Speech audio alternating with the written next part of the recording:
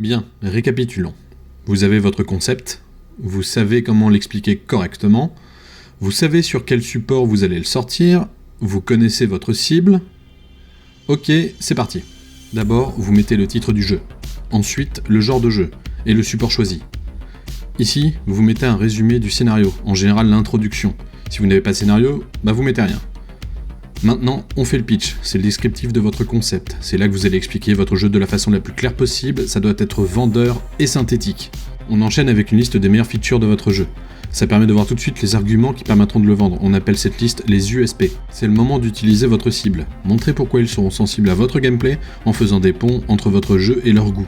Il faut aussi placer la concurrence pour montrer à qui on s'attaque. On choisit chaque concurrent pour son lien avec notre gameplay ou notre univers. Et on utilise ces liens pour montrer qu'on va faire mieux et qu'on va avoir notre place. Enfin, on donne un visage à notre jeu. Essayez de dessiner quelques concepts art pour permettre de visualiser vos personnages ou votre monde. Et si vous ne savez pas dessiner, cherchez sur Google des images qui s'approchent le plus possible de ce que vous avez en tête. Voilà. C'est pas parfait, mais c'est un bon début.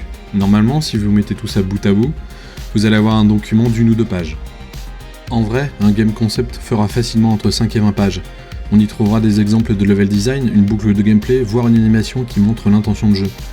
Mais ce qu'il faut retenir, c'est que tout ce qui permettra à votre concept d'être compréhensible est bon à prendre. Tout en respectant une règle d'or, votre document doit donner envie d'en connaître plus. Ajoutez des images et des schémas, soyez précis mais pas exhaustifs. Soyez conscient des points faibles de votre jeu et montrez pourquoi ils sont moins importants que vos points forts. Si vous y arrivez, les gens croiront en votre projet, et par extension croiront en vous.